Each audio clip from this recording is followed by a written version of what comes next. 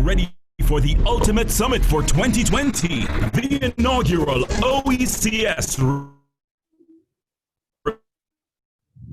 Public Bank Sustainable Development Movement, September 23 to 24 at the Royalton Resort and Spa, St. Lucia. Join over 3,000 delegates, virtually or in person, and be a part of the discussion on innovative sustainable development, featuring keynote speakers Damon John, Les Brown, Dr. Didacus Jules, Marlene Street Forest, Sinead Echeru, Melanie Harwood, plus other global leaders and development partners. A pitch room for innovators and entrepreneurs. Panel and roundtable discussions with strategists and a modern showcase of exhibitors from around the world. The SDM 2020 Summit, 2 days, intense conversations. Join the movement, September 23 to 24 at the Royalton Resort and Spa, St. Lucia, or online at oecsSDM.com. It's not just a conference, it's a movement presented by the OECS, Republic Bank, and other global partners. Register now.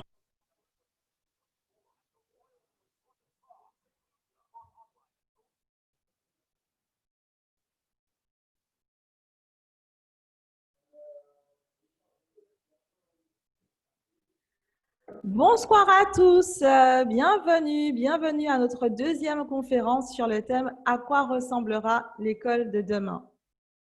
Alors ce soir, nous allons parler effectivement de l'école de demain, de la bienveillance, du respect du rythme de chacun, du numérique, de la robotique, de la nature. Quels sont en fait les virages nécessaires pour l'école de demain? Comment faire évoluer les contenus et les méthodes pédagogiques? Bref, à quoi ressemblera l'école de demain pour les enfants et les adultes qui changent au même rythme que le monde, qui change avec eux, c'est-à-dire très très vite.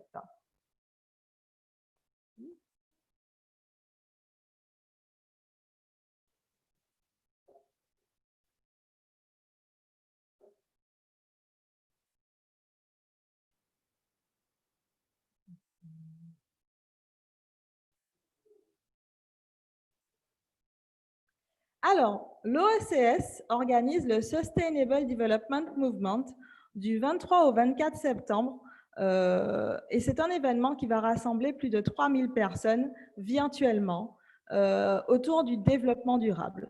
L'objectif, c'est de structurer l'écosystème de porteurs de projets et d'entrepreneurs de la Caraïbe et de les mettre en réseau et d'animer ce réseau.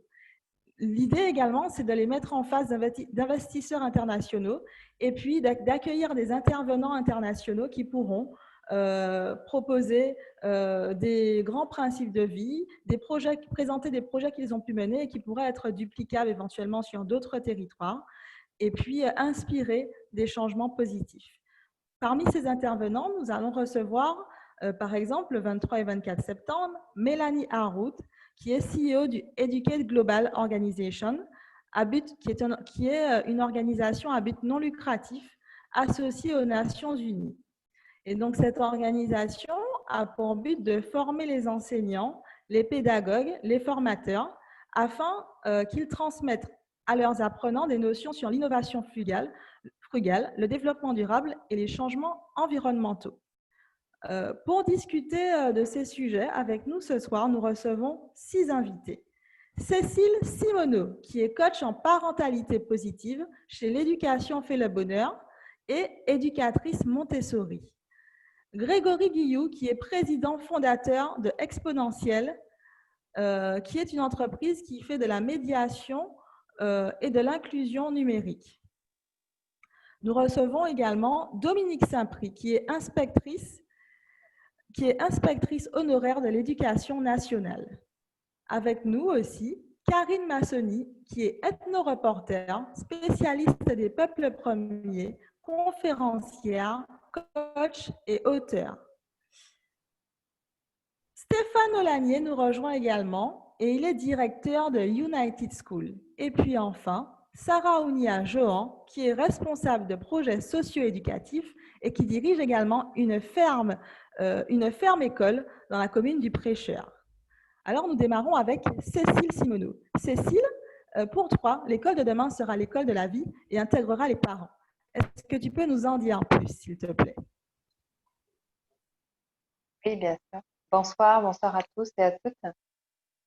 Alors, ce que je voulais dire dans ce court résumé, l'école de la vie, c'est pour moi une école qui sera là pour transmettre en fait les compétences humaines et sociales nécessaires finalement à l'avancée dans la vie, quelles que soient les difficultés. Je trouve qu'on transmet beaucoup de savoirs très théoriques, mais qu'on se soucie peu des savoirs humains et de développement personnel.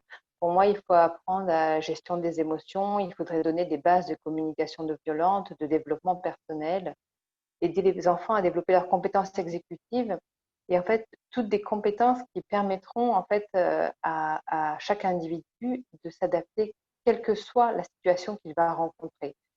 Il y a Maria Montessori qui disait ça très bien il y a déjà plus de 100 ans, c'est qu'on éduque des enfants aujourd'hui pour une société de demain qui ne sera pas la même. Donc, au lieu de leur apprendre à s'adapter à celle d'aujourd'hui, donnons-leur des outils pour s'adapter à celles qu'ils rencontreront quand eux seront adultes à leur tour. Donc, pour moi, ça, c'est vraiment la priorité. Et en fait, en partant de là, évidemment, ben, supprimer tout système de notation, se permettre à chaque personne d'aller explorer ses passions, d'aller au bout de ses compétences. Je suis persuadée que chaque enfant est un génie si on lui permet d'exploiter son génie, en fait. Et si on demande à tous les enfants de rentrer dans la même case, inévitablement, ben, il y a des pertes en ligne et puis il y a ben, cette démotivation globale que l'on rencontre aujourd'hui et qui paraît surprendre alors qu'en fait elle est très logique finalement on, voilà.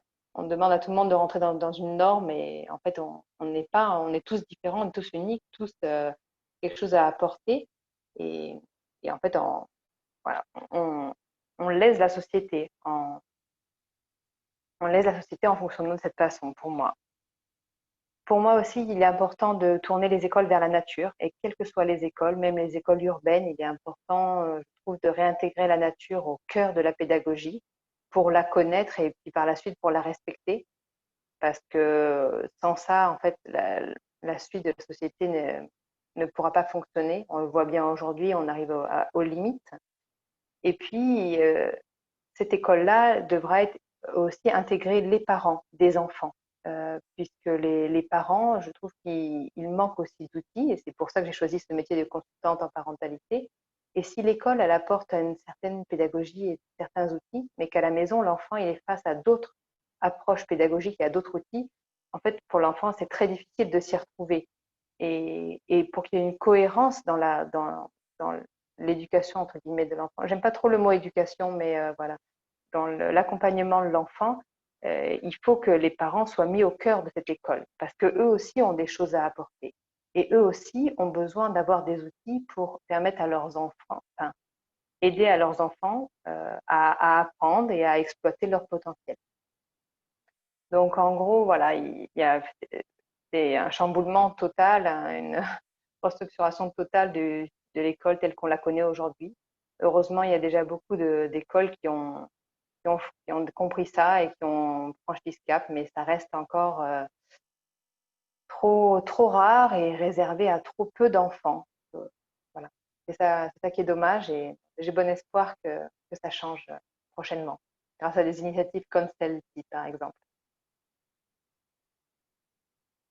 Voilà, après, je sais pas Ben, si… on n'en doute pas que nous sommes sur le chemin du changement. De toutes les façons, projet rime avec changement. Quand on Bien, veut évoluer, il faut faire avec le changement. En tout cas, merci Cécile pour ce partage. Tu nous as déjà donné quelques pistes d'évolution et nous allons poursuivre tout de suite avec Grégory Guilloux. Donc, pour toi, Grégory, l'école de demain serait une école qui mettrait l'humain et ses singularités au cœur des préoccupations utilisant le numérique comme levier d'apprentissage et d'insertion socio-professionnelle. Et donc, tu te demandes pourquoi ne pas transformer l'engouement de nos jeunes générations pour les nouvelles technologies en véritable valeur ajoutée. Est-ce que tu peux nous dire…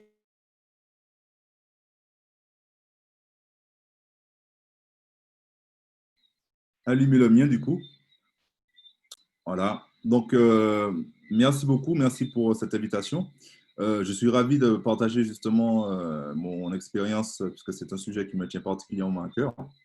Euh, c'est vrai que j'accompagne, ça fait 10 ans que j'accompagne les établissements scolaires dans la transformation digitale. Donc, j'ai vu au fil du temps des évolutions qui n'ont pas forcément permis à tout le monde, notamment au niveau du corps enseignant, de pouvoir avancer au même rythme que tout un chacun. Ils se sont retrouvés bien souvent face à des élèves qui ont une maîtrise de l'outil qui est bien plus importante que la maîtrise qu'ils avaient eux-mêmes. Donc, ils ont dû s'adapter. Et le changement de posture du professeur fait qu'il ne devient plus le sachant et le détenteur de la connaissance, mais plutôt l'accompagnateur et le facilitateur pour justement orienter, et voire même modérateur, puisqu'il y a aussi de nombreux dangers qui se nichent au niveau du numérique. Il faut qu'il endosse cet habit de modérateur pour pouvoir parfois orienter justement les jeunes vers un usage éthique et responsable des nouvelles technologies. Donc on est vraiment à ce niveau-là. On travaille aussi sur de la médiation et de l'inclusion numérique pour permettre justement aux jeunes de QPV, aux plus vulnérables, de pouvoir accéder à ce savoir. Et je pense que l'école aussi doit avoir ce rôle-là de facilitateur en termes d'accès au savoir, de désenclavement justement de certains territoires. Elle doit aussi pouvoir s'adapter aux spécificités de chaque territoire, puisqu'en fait, quand on regarde notamment à notre niveau, on a un taux de décrochage scolaire qui est 2 à 3 fois plus important que celui de la métropole. Donc, il faut pouvoir justement le traiter de façon efficace et de traiter justement avec un contenu pédagogique qui est cohérent et qui ressemble justement aux spécificités de ce territoire. Nous, à ce niveau-là, on travaille sur des plateformes de parcours pédagogique pour justement faciliter cet accès au savoir et surtout pour pouvoir permettre à ce savoir d'être capté par des personnes vulnérables, notamment les personnes en situation de handicap qui eux aussi se retrouvent aussi confrontés à cette transition digitale qui bouleverse tous les codes. Et nous, l'État a ce devoir, et nous-mêmes en tant que citoyens, on a ce devoir justement d'accompagner le public vulnérable vers ce changement. Donc c'est notre mission, c'est un cheval de bataille qui nous tient par conséquent à cœur. Donc voilà, l'école aujourd'hui, effectivement, a subi pas mal d'évolutions.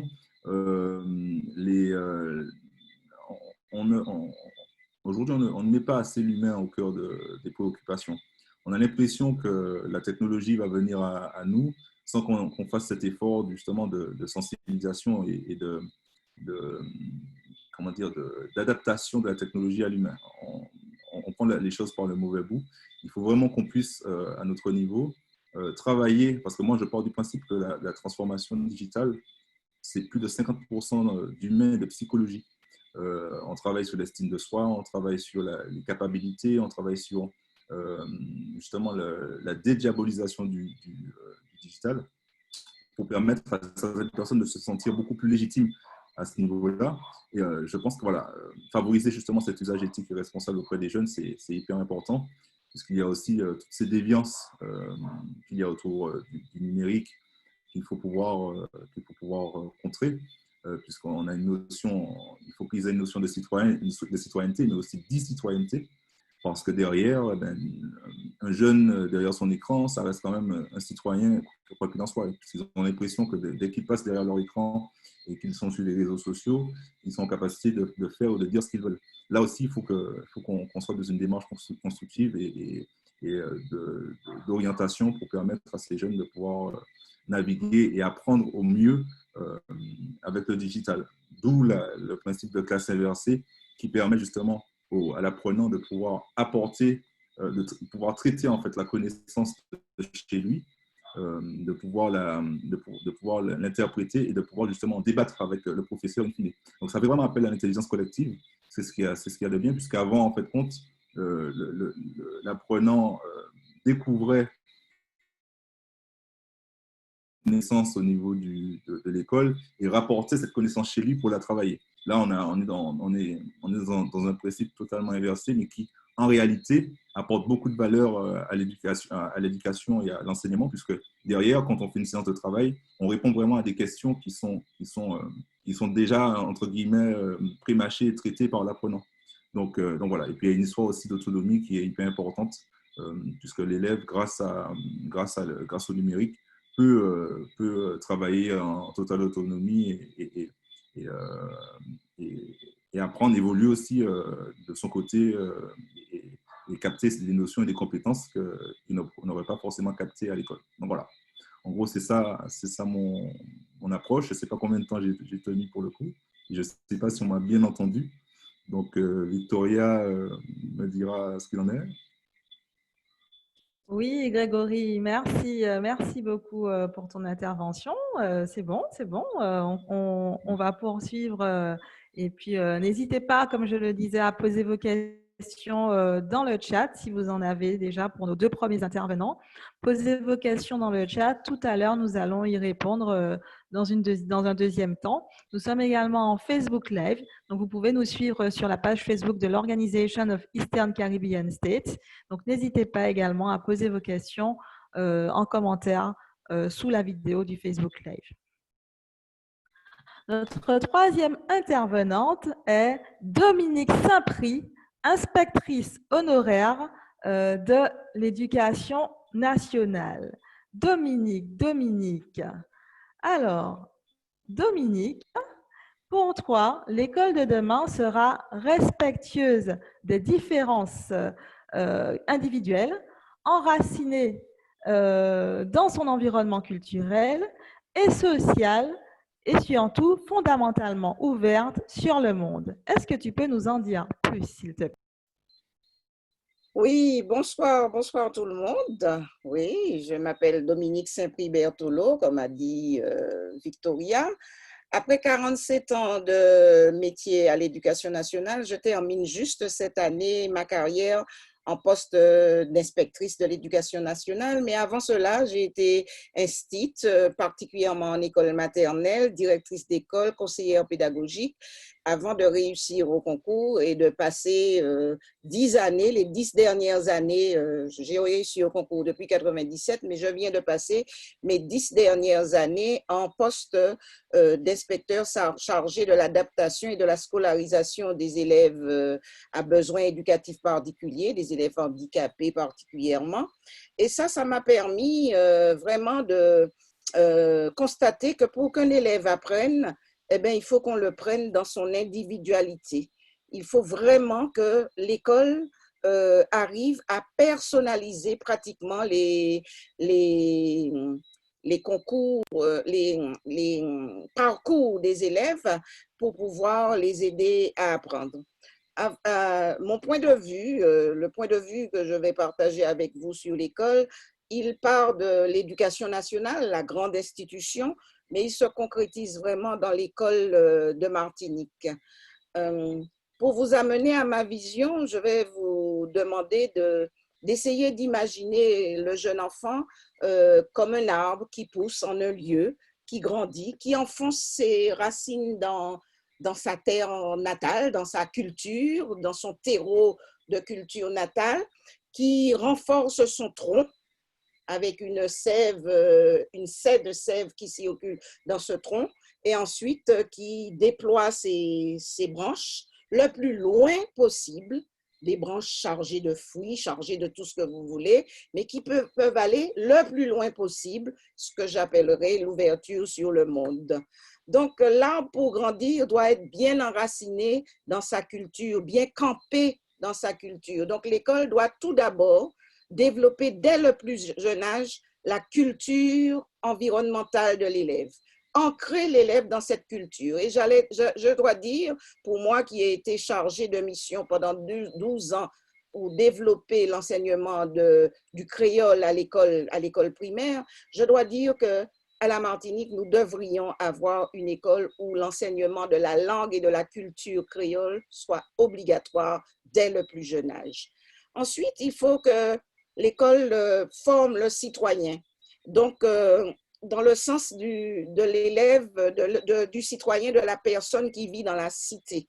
Alors, mais en réalité, l'école ne forme pas tout seul le citoyen. Le citoyen se forme beaucoup plus par les médias, les fréquentations, la rue et la famille.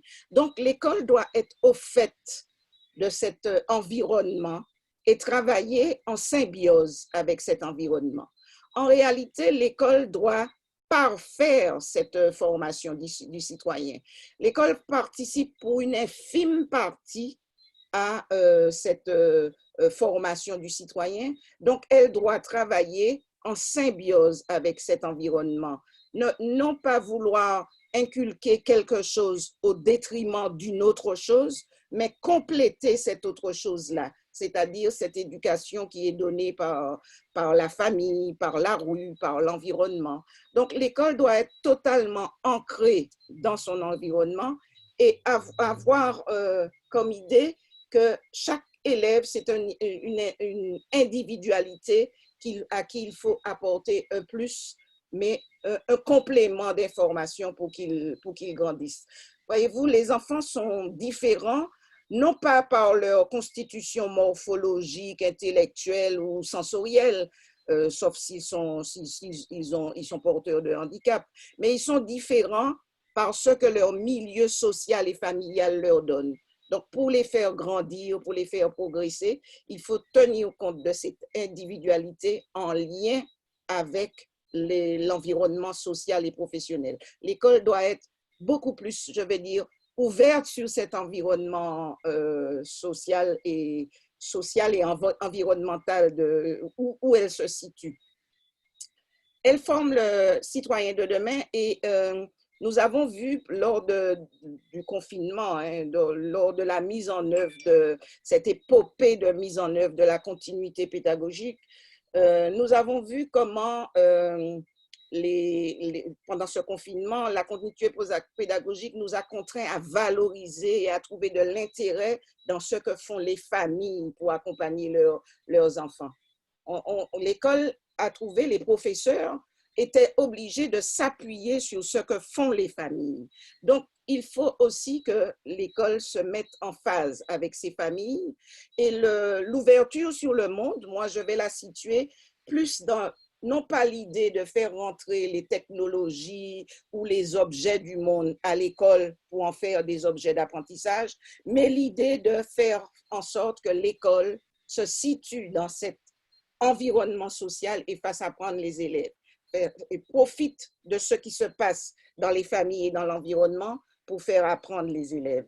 Par exemple, nous avons vu pendant ce confinement que on conseillait aux parents de jouer, de faire des jeux éducatifs. On utilisait les objets technologiques, le numérique, dans des pratiques ordinaires sociales. On ne les transportait pas dans une salle de classe pour les utiliser, mais on les utilisait dans leur réalité de tous les jours. Et c'est avec cela, comme cela, que l'on permettait aux élèves d'apprendre. On essayait de les utiliser dans leur environnement social, dans leur méthode habituelle d'utilisation. Et donc, je dirais que la modernité, l'école nouvelle, c'est cette idée d'ouverture sur le monde, mais pas l'idée de transporter ce qu'il y a dans le monde à l'intérieur de l'école pour en faire des objets que l'on met au goût et à la sauce de l'école traditionnelle, mais simplement de faire en sorte que les élèves apprennent dans le monde, à l'extérieur du monde. J'ai entendu tout à l'heure l'intervenante dire que il faut que l'école soit ouverte sur la nature. Eh bien oui, que les élèves aillent faire du jardinage avec leurs parents, à l'extérieur pour apprendre, que l'on sorte un peu l'école de l'ardoise, le cahier, le tableau, le livre à l'intérieur d'une salle de classe et qu'on arrive à faire évoluer cette école. Pour moi, c'est ça la nouveauté et l'ouverture de l'école sur le monde. Il faut que l'école soit plus en phase avec son environnement, en phase avec les parents d'élèves et s'applique à développer des parcours individualisés, presque personnalisés pour chaque élève. Tous les élèves peuvent apprendre ce que l'école a à leur apprendre, à leur apprendre, pour peu qu'on adapte une pédagogie différenciée et des méthodes, des supports différenciés et qui leur parlent, qui les intéressent et qui les attirent. Voilà ce que je peux dire en 5 minutes. J'espère que je vais Merci tenir 5 Dominique. minutes Mais oui, pour la merci, question. merci. Alors, l'élève, c'est un arbre qui grandit. N'hésitez pas à poser vos questions. Je vous rappelle, posez vos questions sur le chat et dans les commentaires sous la vidéo du Facebook Live. Merci Dominique, hein, merci. Hein. Et donc, on va rester sur ce sujet. Donc, l'école, c'est un arbre, l'élève, c'est un arbre qui grandit. Et nous passons à notre quatrième intervenante, donc Karine Massoni. Pour toi, l'école de demain sera l'école de la nature, vivante, inclusive et expérientielle. Ça tombe bien, dis donc. Est-ce que tu peux nous en dire plus, s'il te plaît? Alors, tout à fait. Bonsoir tout le monde, d'abord. Moi, je vais commencer par raconter un petit peu mon histoire. Ça va faire le sens avec tout ce qui va être dit après. Et c'est aussi le sens de ma vie aujourd'hui, donc qui est complètement enracinée dans mon passé. Donc, je suis née au Canada. J'ai grandi, j'ai passé mon enfance dans les grands espaces de la nature, dans les grands espaces de ce pays-là, donc qui est aussi connu pour ça. Et donc mon terrain de jeu en permanence, ça a toujours été le milieu naturel, qui a été pour moi une formidable école de la vie et de la liberté, liberté d'être, liberté d'agir. J'ai également, pendant mon enfance, pas mal été en contact aussi avec les Amérindiens. Et donc très rapidement, je me suis passionnée pour la relation que les hommes entretiennent avec la nature et la façon dont un individu ou un groupe peut se construire et construire son identité individuelle et collective à travers le lien qu'il entretient avec le milieu naturel dans lequel il vit. Donc très vite, en fait, qui mieux que d'autres que les peuples autochtones, qu'on appelle aussi les peuples premiers ou les peuples racines, pouvait m'apprendre l'école de la vie dans la nature.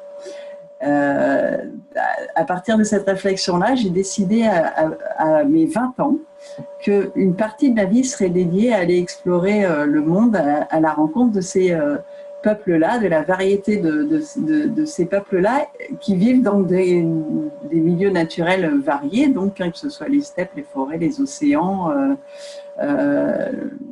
les déserts. Donc, et j'ai eu envie, depuis 30 ans maintenant, aujourd'hui, d'aller à la rencontre de ces peuples sur les continents, sur tous les continents, pour aller voir comment eux appréhendent le quotidien au cœur de ces espaces souvent hostiles, et comment ensemble, en fait, ils apprennent, ils évoluent en s'adaptant en permanence au jour le jour à ce milieu complexe. Donc, comment est-ce qu'ils apprennent ces peuples-là? Leur philosophie et leur mode de vie sont basés directement vraiment sur le lien fondamental au vivant. Ils entretiennent une relation très intime avec la nature dont ils dépendent, avec le milieu naturel dont ils dépendent très fortement pour subvenir à leurs besoins et en autosuffisance. Et ça, depuis des millénaires, sont des peuples qui ont su traverser plusieurs périodes glaciaires et donc qui ont toujours été dans une très grande résilience et une adaptation au changement très forte. Ils vivent en immersion depuis toujours, donc dans ces milieux naturels et en lien direct avec les éléments naturels et les éléments humains qui sont donc et ceux de la tribu et les autres tribus aussi avoisinantes. Donc cette immersion permanente dans le milieu naturel leur a permis d'explorer des ressources et d'en mobiliser, d'en développer avec une grande agilité dans un milieu complexe, puisque la nature, vous le savez, c'est un milieu complexe, multidimensionnel, qui est en permanente évolution, donc complètement incertain.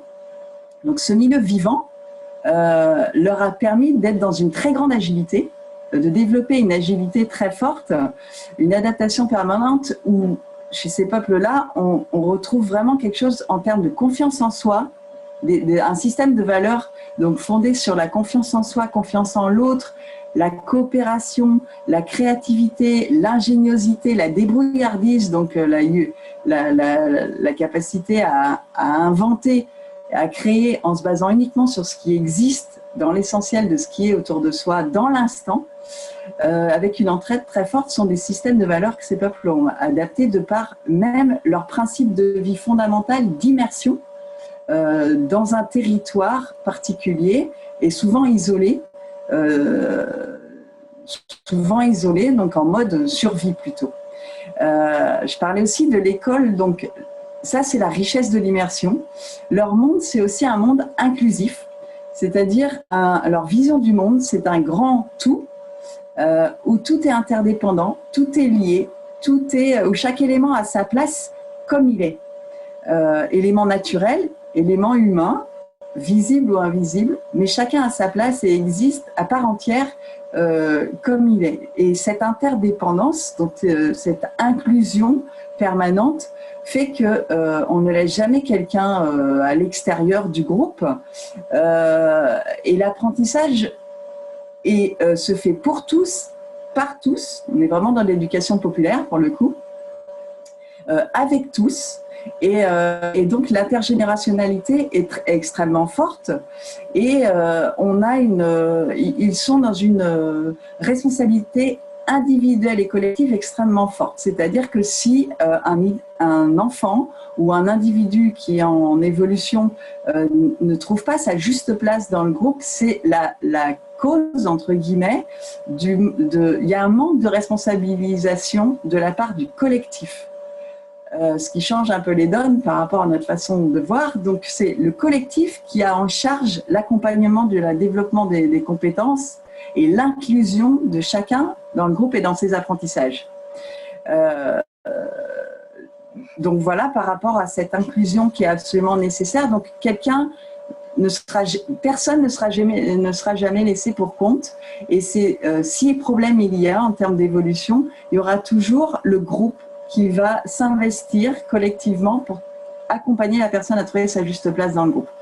Ensuite, je parlais aussi de l'école de la vie expérientielle, dans la mesure où, si je fais aussi référence à ces peuples-là, l'apprentissage se fait avant tout par l'expérience de la vie, par le vécu au quotidien, au contact de la nature, au contact donc des éléments naturels, des animaux, et aussi au contact de tous les humains, quels qu'ils soient. À travers les sens, à travers le développement de l'intuition, et c'est le corps et le plaisir qui sont les deux moteurs clés d'apprentissage et de formation, d'auto-formation individuelle et collective. Donc, comme je disais, la communauté accompagne vraiment cet apprentissage et le développement des compétences, que ce soit de la connaissance pure et dure, connaissance de la nature, connaissance du milieu, connaissance connaissance de technique. Puis il y a aussi le développement des compétences, ce qu'on a plutôt les soft skills. Et comme je vous disais que ces peuples sont aussi dans cette capacité, de cette agilité permanente et qu'ils doivent être en mode survie, entre guillemets, mais dans cette capacité à être hyper agile dans un milieu complexe et incertain en permanence qu'est la nature, ils sont obligés de pouvoir se faire de se substituer les uns les autres. Donc l'apprentissage n'est jamais est personnalisé, et en même temps ils doivent pouvoir le leadership, j'allais dire, ou en tout cas l'apprentissage est tournant et partagé. Ils doivent pouvoir se remplacer les uns les autres pour être en mode survie. Donc il est à la fois personnalisé et en même temps homogénéisé, harmonisé dans le groupe, pour que tout le monde puisse prendre la place des uns et des autres, suivant la motivation du jour, suivant l'état du jour des uns et des autres. Les motivations sont basées à la fois sur le développement des compétences, systématiquement sur le lien au milieu naturel, le lien à l'humain, le lien éventuellement à l'invisible, aux esprits, aux croyances, mais il y a toujours cette histoire de lien qui fait que l'individu en apprentissage n'est jamais déraciné de quoi que ce soit. Il est toujours dans la réalité par le lien. Et donc, ce sur quoi j'ai envie de conclure, c'est que effectivement, quand je parle de l'école de demain, qui est avant tout l'école de la vie et de la nature, selon moi, hein, mais en tout cas, la place de la nature et de l'humain au cœur des apprentissages, parce que la nature est vraiment le terrain d'évolution pour un développement systémique qui se joue sur 3 niveaux. Il n'y en a pas un supérieur à un autre, mais 3 qui en même temps. C'est un développement global qui touche à la fois la relation à l'autre, à la fois la relation à son environnement et à la fois la relation à soi. Et cet apprentissage systémique, ce développement systémique, permet de développer une agilité, une capacité d'adaptation permanente dans l'instant et qui est aussi pérenne et durable et portée par la responsabilité collective. Donc voilà, le mot de la... Voilà, je termine là-dessus. Il y aura peut-être des questions après, mais c'est ce que j'ai envie de vous partager pour le moment. Merci Karine. Et oui, j'espère qu'il y aura, j'espère vraiment qu'il y aura des questions.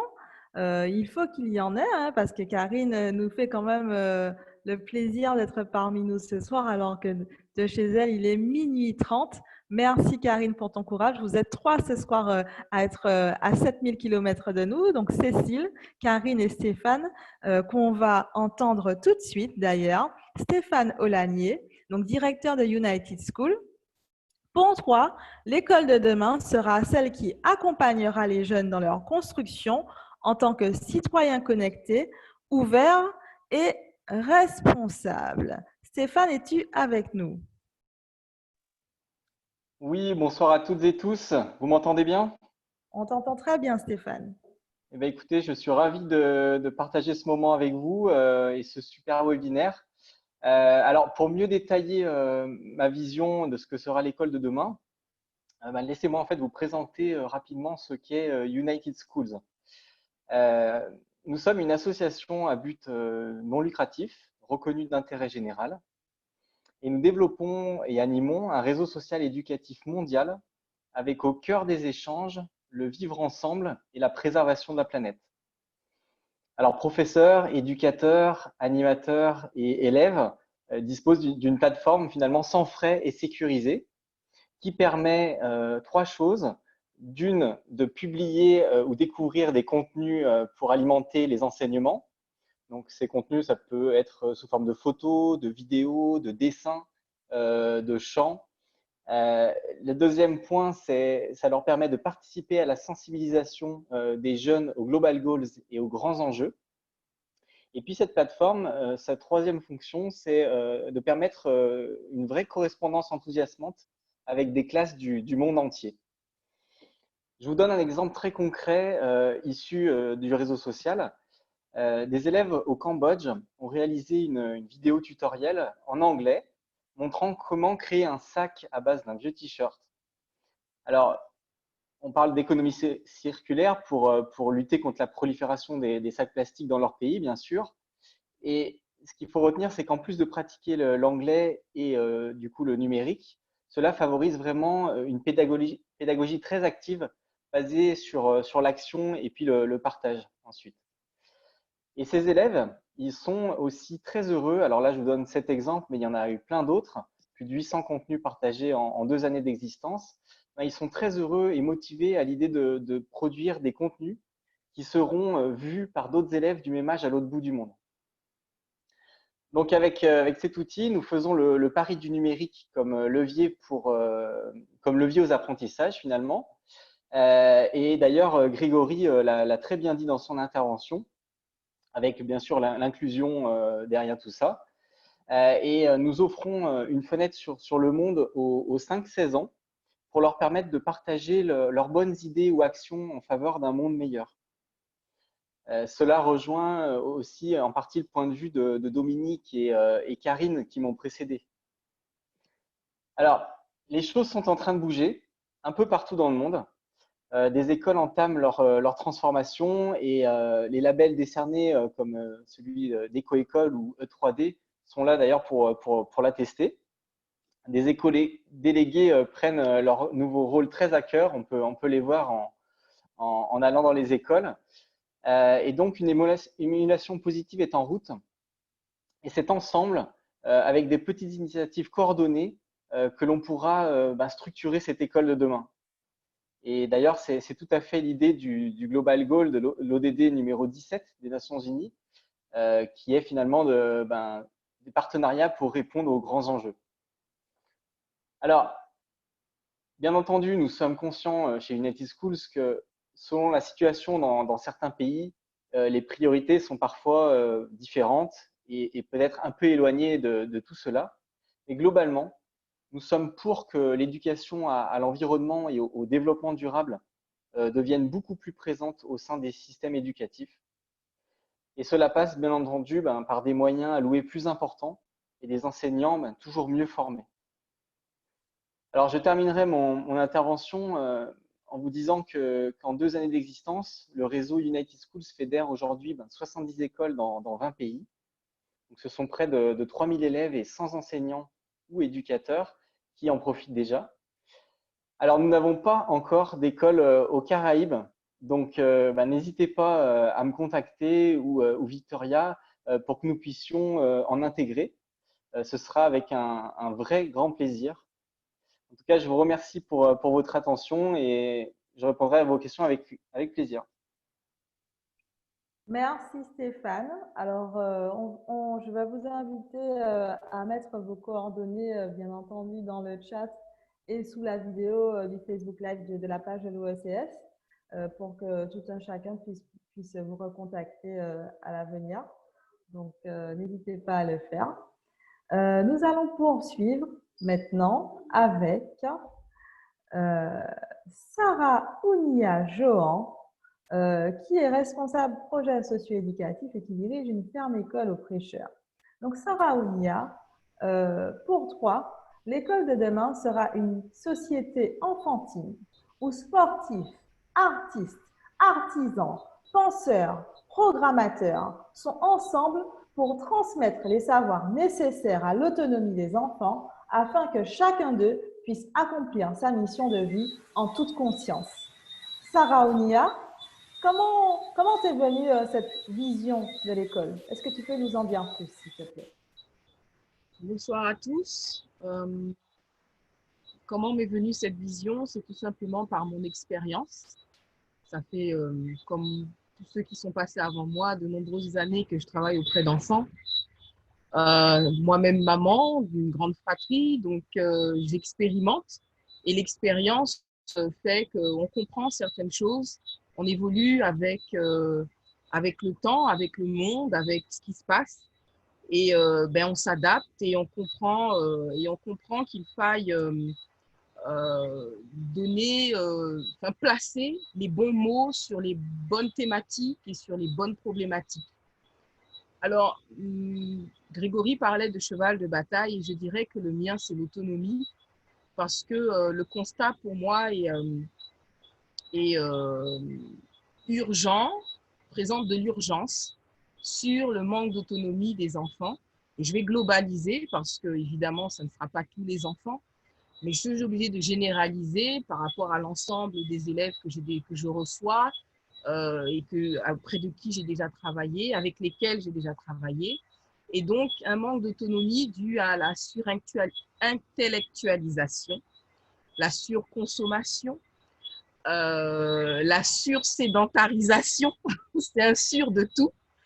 Et donc, du coup, on a des enfants qui n'ont pas la capacité, mais ne vont peut-être pas, pour multiples raisons, développer de la réflexion, de la curiosité, de la créativité. Ça se perd en fait de plus en plus. Donc, heureusement, il y en a encore évidemment, mais voilà, ça tend à se perdre. Et je crois que l'école a une importance capitale là-dessus, un travail, un rôle en complémentarité évidemment avec la famille, comme le disait Dominique, avec l'environnement dans lequel se trouve l'élève, l'enfant, de façon à débloquer les capacités, les réflexes, les instincts de chacun de ces individus qui sont des individus à part entière, même s'ils sont jeunes. Alors, Mes prédécesseurs ont dit beaucoup de choses très, très intéressantes, donc sur lesquelles je voudrais rebondir parce qu'elles tombent directement dans mon jardin. En fait, en travaillant extensionnellement sur l'autonomie, j'ai développé une pédagogie avec mes élèves que j'ai basée sur l'utile. Et donc, toutes les activités que je peux mener avec les élèves sont des activités d'ordre utilitaire. Donc, que ce soit discuter avec quelqu'un, que ce soit réaliser une production, que ce soit s'ennuyer, que ce soit penser, quelle que soit la chose, dès lors que l'on puisse placer le mot utile derrière. Pourquoi tu fais ça? Ben, parce que ça me produit telle ou telle chose ou ça produit telle ou telle chose à mon environnement. Voilà, placer des mots en fait sur les situations, sur les comportements, sur les attitudes, sur les choix, c'est très important. Et c'est un je ne sais pas qui est très à la mode, très en vogue et qui est permanent. Pourquoi? Je ne sais pas. Et donc, c'est un je ne sais pas qui est rapide. Hein. Ce n'est pas parce que forcément il ne sait pas, mais c'est très facile à dire, ça va très vite et c'est en itué causea et voilà. Et donc, je travaille beaucoup là-dessus de façon à déclencher ça chez les enfants, cet esprit de réflexion qui va se faire par rapport à l'environnement. Oui, comme le disait Dominique, elle parlait de l'environnement social et culturel sur lequel j'accorde beaucoup, beaucoup d'importance parce qu'en Martinique, notamment, ben, il y a des blessures à guérir, il y a des blessures à penser. Et par rapport à cela, eh bien, il y a des méthodes à appliquer, il y a des compréhensions à poser de la part des pédagogues. Et donc, du coup, c'est important de tenir compte de cet environnement social et culturel que l'école jusqu'à présent, mon Dieu, il est 4 minutes 21, que l'école jusqu'à présent n'a absolument pas tenu compte. Dans le sens où c'était une seule méthodologie, comme le disait l'ardoise, le crayon et le livre, le cahier, pour tous. Donc, je lutte contre cela. Je dis que le cahier est important quand il est bien placé et quand il est placé au bon moment et en fonction de l'individu. Et je voudrais rajouter, donc pour finir, qu'il est important pour y arriver de développer les différentes sociétés qui étaient existantes auparavant. Il y avait la société des pêcheurs, la société des agriculteurs, la société du Bélay, la société des Damiétais. Il y avait plusieurs sociétés en Martinique et les choses fonctionnaient sous forme de société. Et je pense que Karine saura de quoi je parle par rapport à son expérience de reporter. Et donc, aujourd'hui, les sociétés ont évidemment évolué. Mon Dieu, 5 minutes 20, je finis. Les sociétés ont évolué, mais il est important, donc, dans cette évolution, de tenir compte de cette évolution et de les faire revivre de façon à ce que les enfants bénéficient des compétences, bénéficient des savoirs pour arriver à justement une autonomie, quel que soit l'âge qu'ils ont, une autonomie émotionnelle, une autonomie corporelle, une autonomie intellectuelle, une autonomie de volonté. Voilà.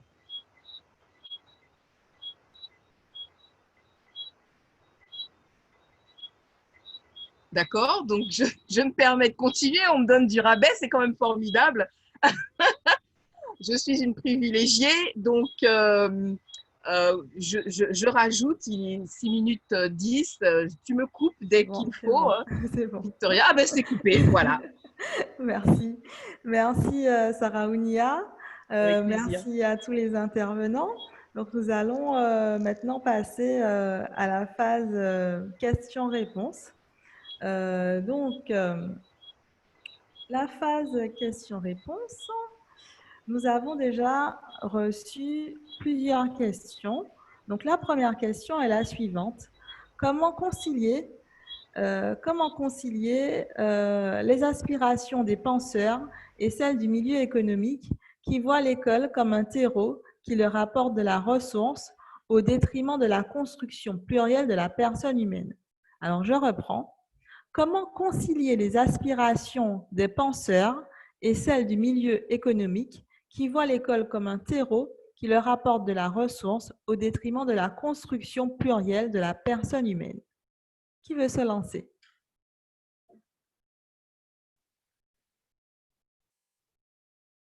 Allez-y, hein, librement. Reprends la question. Alors, comment concilier les aspirations des penseurs et celles du milieu économique qui voient l'école comme un terreau qui leur apporte de la ressource au détriment de la construction plurielle de la personne humaine? Ce sont les penseurs qui voient le milieu comme quelque chose d'économique, c'est bien ça? Alors, comment concilier les aspirations des penseurs et celles du monde économique, en fait? Et c'est le monde économique qui voit l'école comme un qui terreau, prend les ressources. Okay. Voilà, au détriment de la construction individuelle, en fait. Si je peux me permettre, je pense que d'autres suivront derrière moi. Concilier les deux me semble non pas impossible, mais difficile. Parce qu'on est à cheval en fait entre quelque chose d'éthique que l'on veut rétablir, quelque chose de perdu, entre la nature, entre l'individualité, entre la famille, entre le numérique, enfin les choses modernes et les choses anciennes, si je pourrais dire ainsi. C'est difficile de concilier les deux, non pas impossible, mais je pense que cela prendra du temps. Il faut à la fois des penseurs suffisamment, j'allais dire intelligents, c'est pas ça le terme, c'est pas ça le terme, en tout cas suffisamment visionnaires, et puis un système économique qui, lui, est basé justement sur la rentabilité, et chose que je peux comprendre complètement parce qu'on ne peut pas enlever la rentabilité. Donc, un système économique qui, lui aussi, doit être suffisamment visionnaire pour inclure les penseurs à l'intérieur. Alors, si je peux juste compléter, en fait, compte, je ne serai pas très long.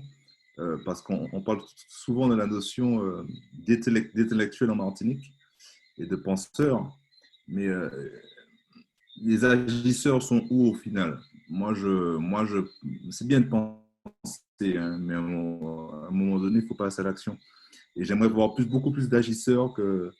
J'aimerais voir des penseurs, certes, mais des penseurs qui passent à l'action. Voilà, c'est tout ce que j'ai à dire.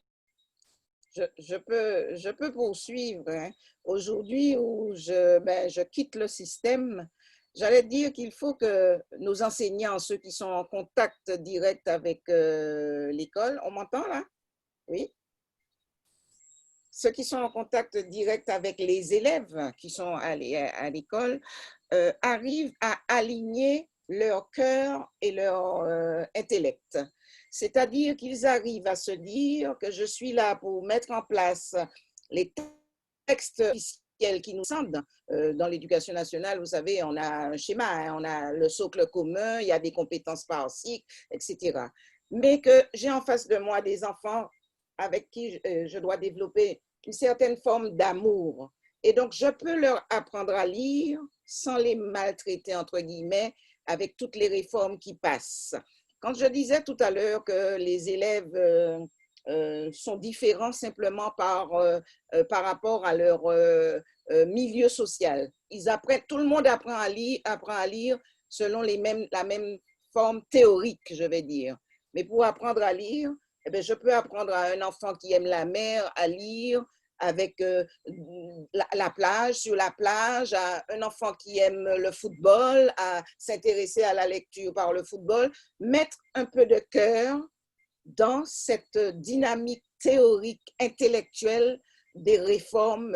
Il faut que les enseignants, je le dis, hein, j'ai quitté le système, mais je le disais quand même à mes enseignants, il faut qu'ils enseignent en fonction des élèves qu'ils ont en face d'eux et non en fonction des cadres théoriques intellectuels qui nous descendent depuis Paris.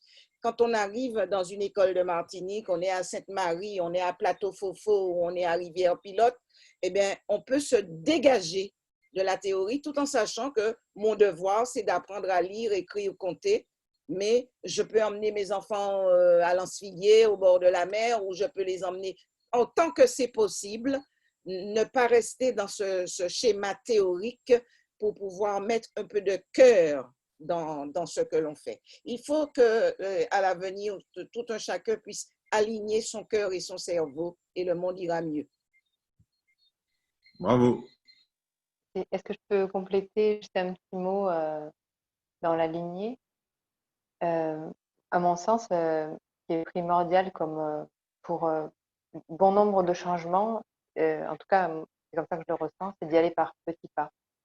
Parce qu'en fait, les gros pas, les gros changements, ils font peur. Ils font peur parce que ça réveille notre amygdale, qui est le centre de la mémoire très ancienne, et qui va réveiller nos croyances limitantes. Et quelle que soit la personne qui est en face à ces gros changements, aura ces croyances limitantes qui vont se réveiller. Alors que si on avance par petits pas, et bien en fait, le changement s'opère sans qu'on s'en rende compte réellement. Et du coup, il n'y a pas de résistance, il ne va pas y avoir de crainte, de peur de la part des financeurs peut-être face à ce changement. Et donc, je suis persuadée que chaque petite fourmi qui est représentée par les instituteurs, par les éducateurs, par les parents, par même les oncles, la famille élargie, les oncles et les tantes, tout le monde peut apporter une petite chose qui fera la différence au fur et à mesure. Parce qu'en fait, nous, on est tous des petites fourmis, on est tous des petits colibris, mais en fait, tous ensemble, c'est nous qui faisons cette société. Donc, si nous, chacun, faisons ces petits pas dont on vient de parler, on est tous d'accord en fait, hein, connexion à la nature, respect du rythme de chacun, l'humanité, coopération, et bien en fait, c'est comme ça que ça va changer de l'intérieur. Enfin, en tout cas, moi, c'est mon ressenti. J'ai créé une école Montessori il y a quelques années et mais ça s'est arrêté depuis. C'était vraiment cette sensation que j'avais. Oui, c'était pas grand-chose, on n'avait pas beaucoup d'élèves, mais ces petites choses, eh ben, ça allait toucher une personne, puis nous planter des graines, et et dans quelques années, il y aura une forêt. Voilà. Je voulais apporter. J'ai bien rajouté quelque chose pour faire le lien avec tout ce qui vient d'être dit. Si je me réfère à mes amis peuples autochtones, leur force et ce qui fait qu'ils sont, enfin une des forces en tout cas, et ce qui fait qu'ils sont encore là aujourd'hui, c'est que leur vision du monde, c'est un monde où règne l'ordre, l'harmonie et la beauté. La finalité de la vie, c'est l'équilibre et l'harmonie, et c'est ce sens collectif, cette vision du monde collectif qui fait qu'ils vont mettre un apprentissage individuel au service du collectif. C'est le jeu, JE, au service du nous. Et c'est ça qui fait que un apprentissage n'aura lieu que si un projet, c'est Sarania, je ne sais pas comment le dire, excuse-moi si je... Sarah Onia. Voilà, Sarah Onia qui disait tout à l'heure qu'il y a cette notion d'utilité au service de l'utilité publique, et en tout cas, les enfants ou les adultes, quelle que soit la personne chez les peuples autochtones, agissent par rapport au sens qu'ils donnent à l'apprentissage et au service du sens collectif. Et le sens collectif, c'est le bon sens, mais au sens du sens qui est bon pour tout le monde. Et apprendre de façon complètement décontextualisée du groupe et de la survie entre guillemets collective ou du bien-être collectif et individuel n'a pas ce sens, et en tout cas n'a pas une action et un développement pérenne. Voilà, je voulais juste rajouter ça.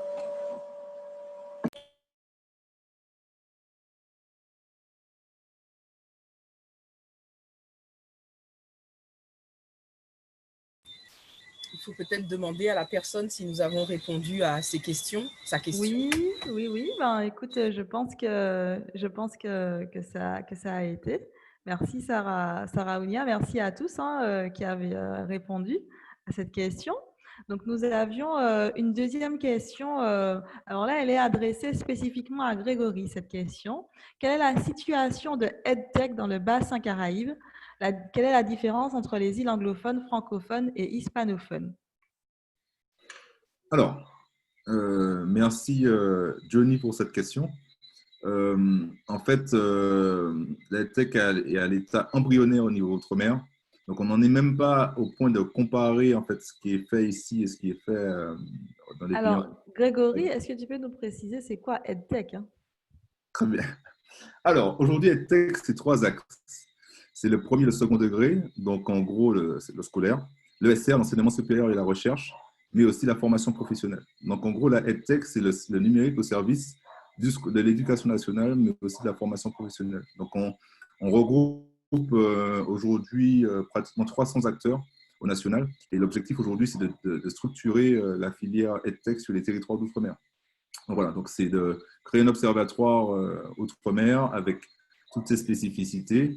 L'idée, c'est de ne pas dupliquer de façon bête et disciplinée ce qui se fait au national, mais vraiment de l'adapter et de pouvoir profiter de ces outils-là qui sont déjà présents pour pouvoir justement structurer la filière. Donc, on a déjà créé 2 copiles, 2 comités de pilotage à Mayotte et en Guyane.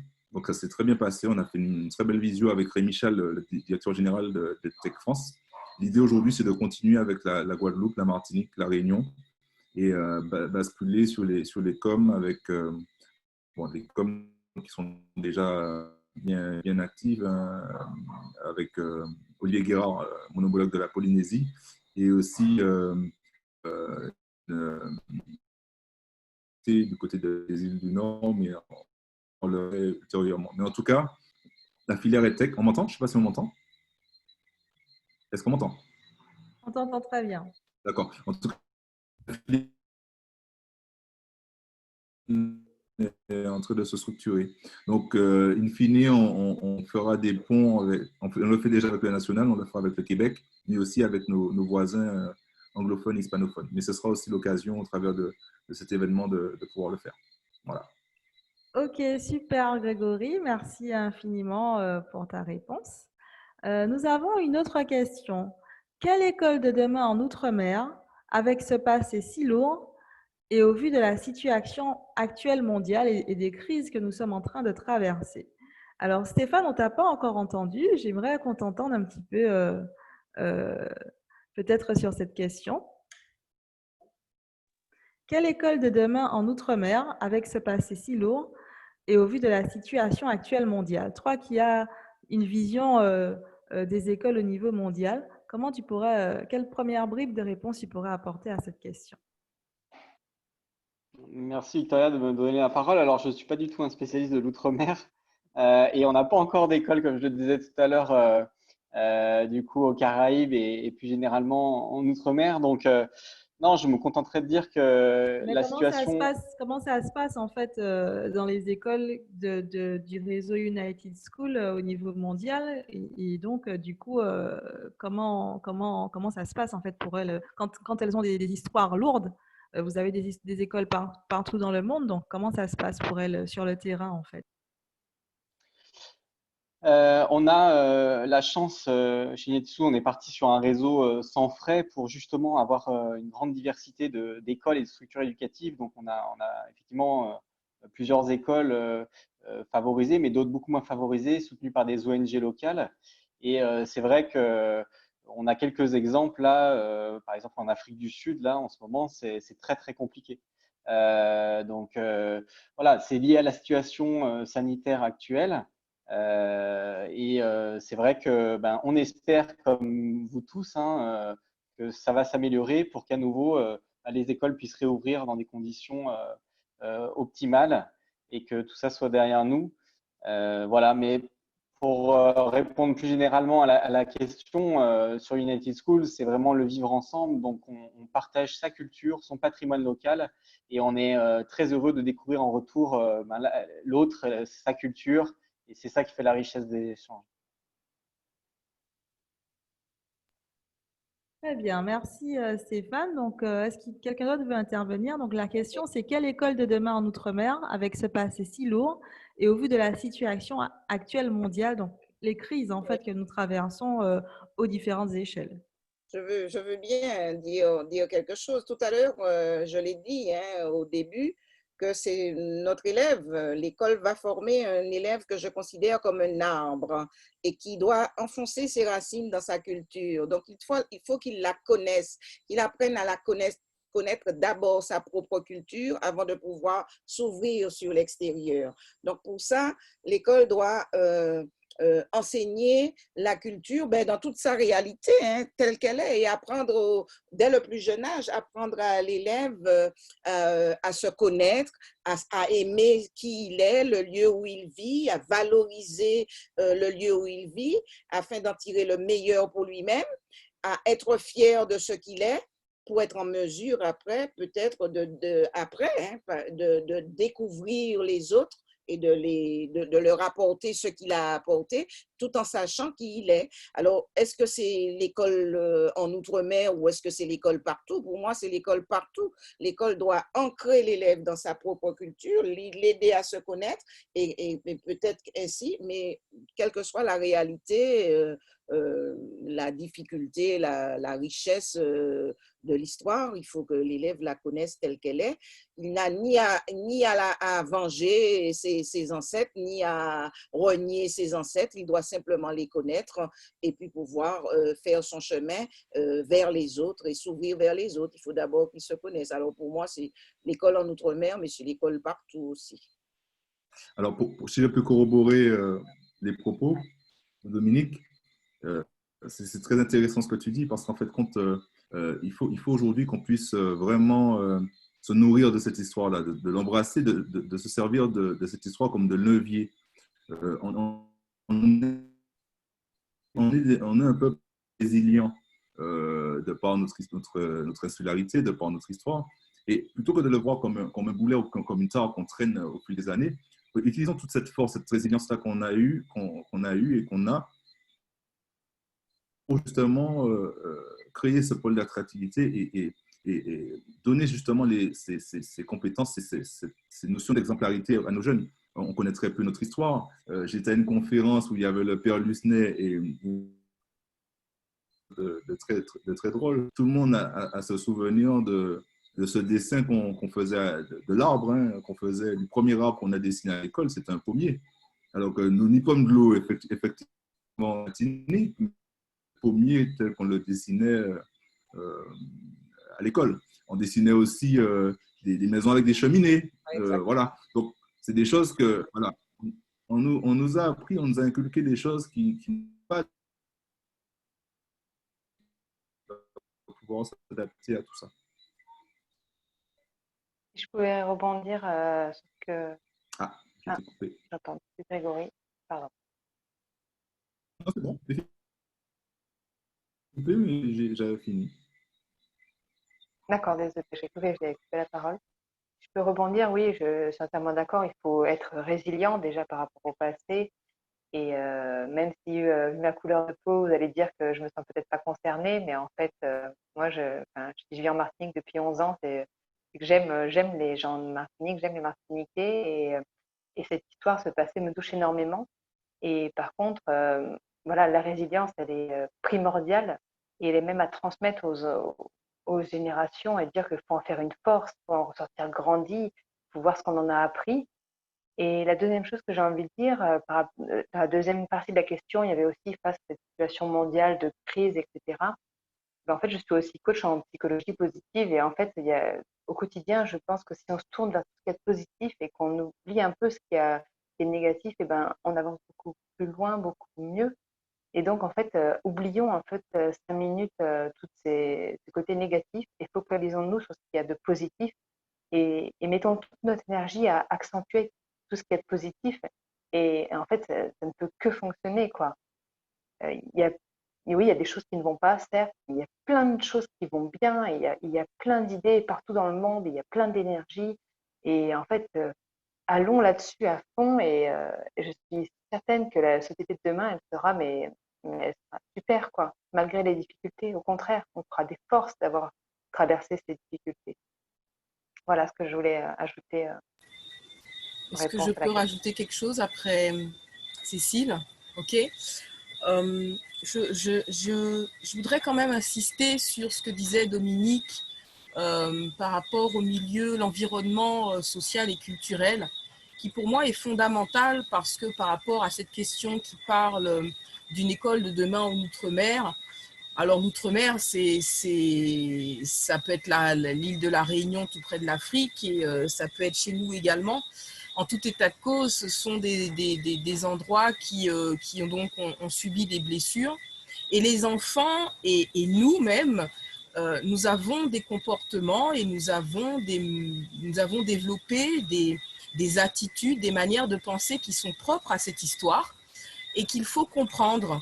Et, euh, et je crois que on ne met pas suffisamment l'accent dessus pour essayer justement par rapport à ce que Cécile est en train de dire, où elle fait ressortir l'idée de toujours le négatif.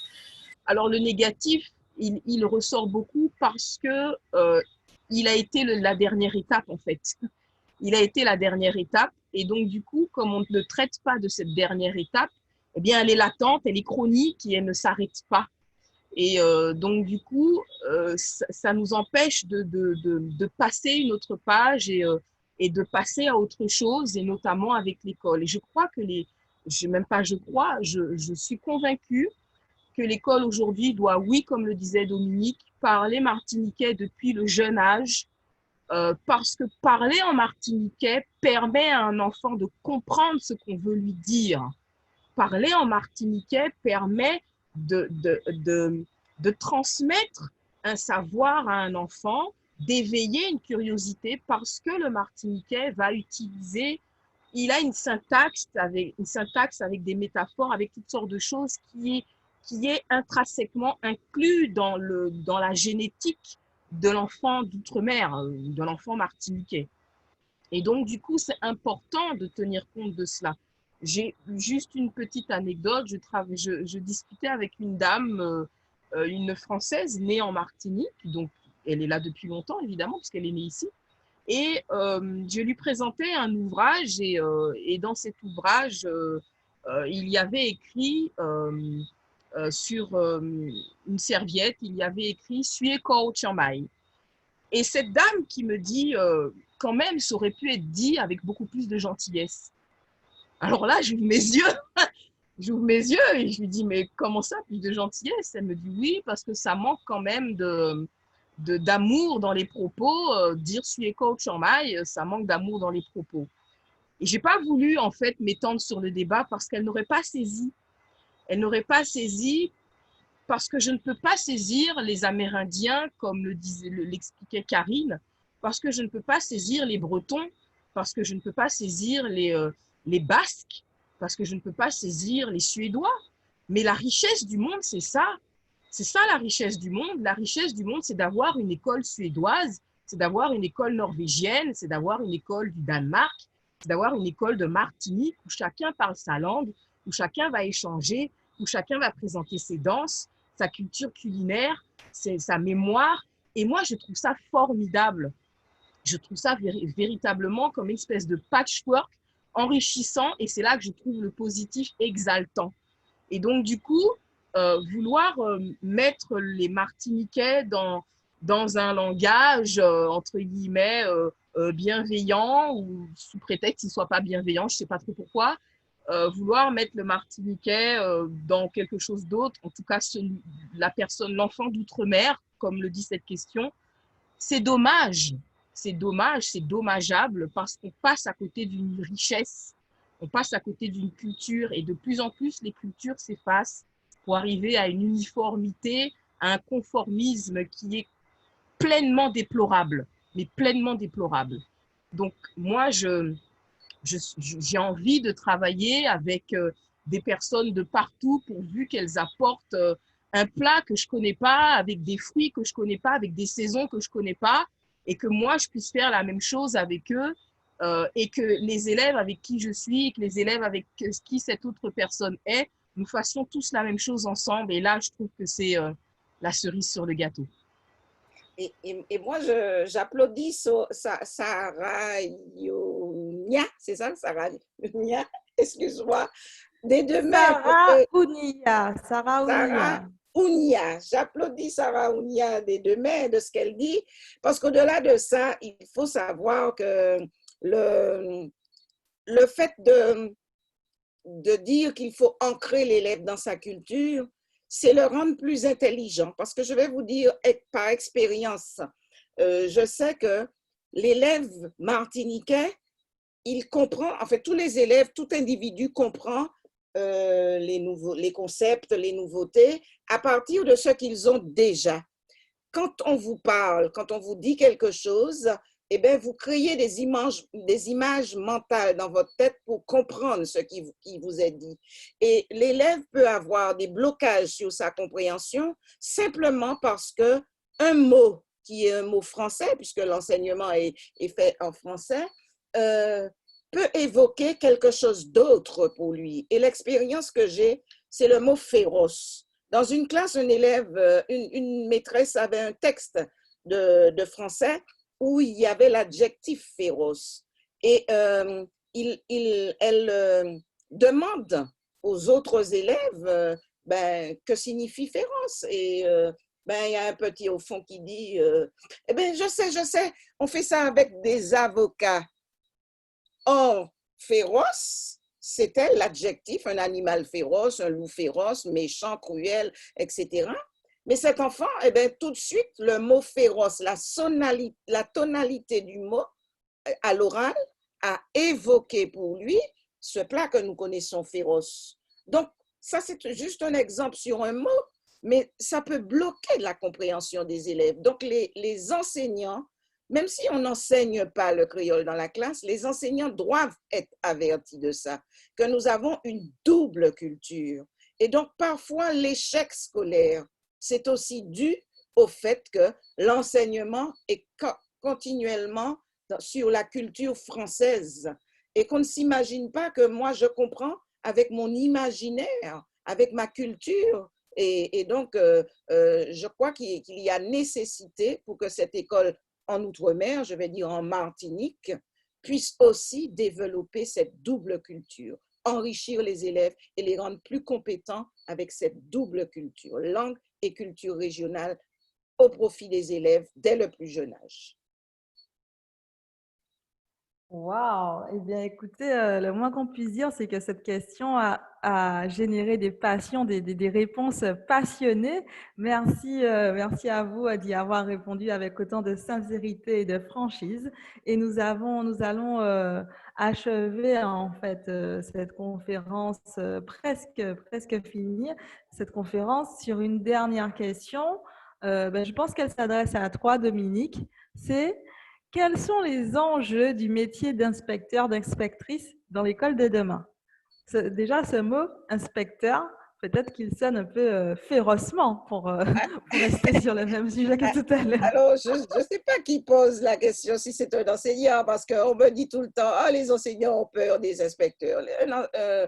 L'inspecteur, il a un rôle de contrôle, bien évidemment. Nous sommes les mains du ministre pour faire appliquer les réformes, pour faire, bien évidemment, nous devons faire passer ce message. Mais nous sommes avant tout des accompagnateurs. Pour moi, un inspecteur, en tous les cas, c'est comme ça que j'ai mené ma carrière. Je suis inspectrice depuis 1997. J'ai fait 5 années hors de Martinique et j'ai tenu à faire le reste de ma carrière au bénéfice des enseignants de l'Académie Martinique, qui m'a fait grandir, qui m'a formée. Et donc, pour moi, c'est un accompagnateur. Avant de contrôler, pour contrôler, il faut qu'on sache faire, qu'on apprenne à faire. Donc, l'enjeu pour moi de ce métier-là, c'est d'accompagner au mieux les enseignants. Et puis, peut-être un petit plus qu'il faudrait apporter, c'est d'aider ces enseignants à faire en sorte que ces réformes théoriques qui naissent depuis Paris puissent être au service aussi des élèves de chez nous. Donc, comment on peut tirer le substrat du lire, écrire, compter qu'on a à faire, mais le mettre un peu à la sauce créole pour qu'on puisse aider la sauce chien, pour dire ça, pour ne pas dire sauce créole, pour ne pas donner des évocations bizarres hein, aux gens, la sauce de chez nous, pour pouvoir faire grandir nos élèves dans le lire, écrire, compter, qu'ils réussissent aux examens qui sont sortis de là-bas, mais avec leur pleine culture et leur pleine force de Martiniquais bien ancrée chez eux et qu'ils réussissent. Donc, c'est peut-être un accompagnement spécifique, ce que j'ai fait pendant les 12 dernières années de ma carrière, puisque j'étais chargée de développer l'enseignement du créole à l'école et dans les écoles primaires. Mais je n'ai pas réussi à faire en sorte que ça soit dans toutes les écoles puisque c'est encore pas obligatoire. Et j'espère bien qu'un jour, ça sera obligatoire, l'enseignement de la langue et de la culture créole, aux côtés de tous les autres, hein, qu'on ne supprime rien, mais qu'on l'y mette aussi. C'est pour ça que c'est ce que j'ai fait pendant les 12 dernières années. Et ma mission a été ça, d'accompagner les enseignants et de les aider à trouver comment on peut apprendre à lire et compter tout en valorisant sa culture et en mettant en avant la personnalité que l'on a. Voilà, je pense que c'est ça l'enjeu. Merci, Un inspecteur Dominique. ici en Martinique. Merci. Merci à tous. Hein. Merci Sarah Ounia, merci Stéphane, merci Karine, merci Dominique, merci Grégory, merci Cécile. Merci à tous ceux qui ont participé ce soir. Merci à tous ceux qui nous ont suivis sur le Facebook Live. Et nous allons passer pour chacun au mot de la fin, en commençant par Sarah Ounia. Le mot de la fin en une minute, Victoria, c'est bien ça? Donc, le mot de la fin, c'est l'école de demain, elle est en marche.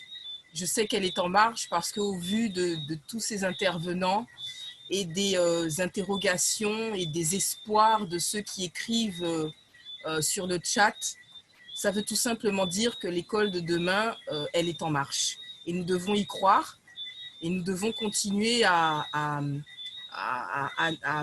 c'est pas nous battre, mais c'est à s'activer, à la mettre en place. Les enfants sont toujours là, ils seront toujours là, il y en aura encore après.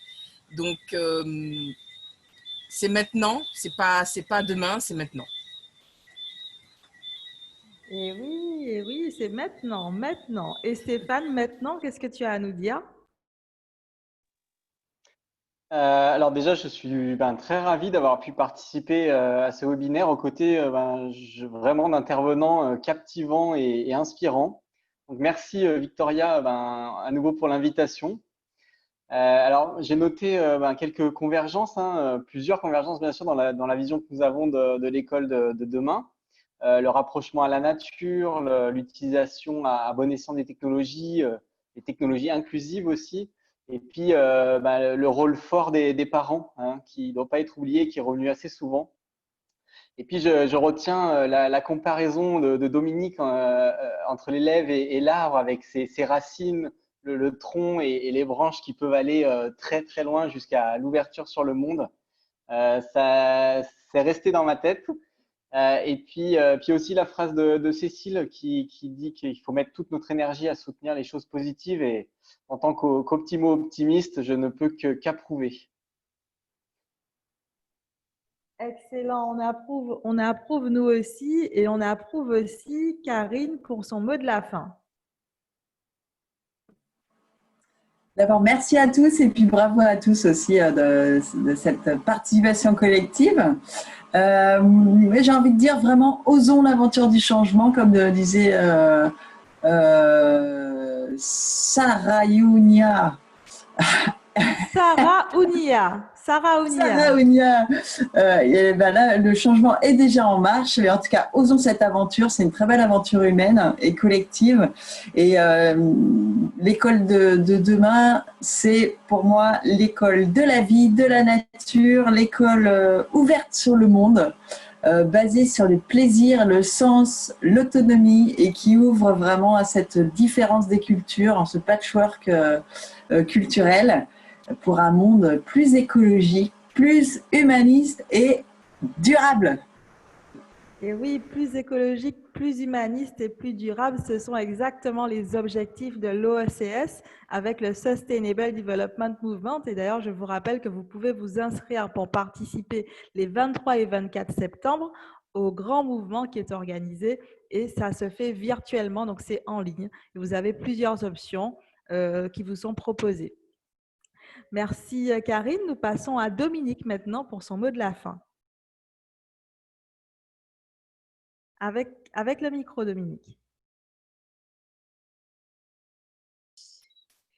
Mon mot de la fin, alors l'école de demain, pour moi, je vais m'adresser à ceux qui la font.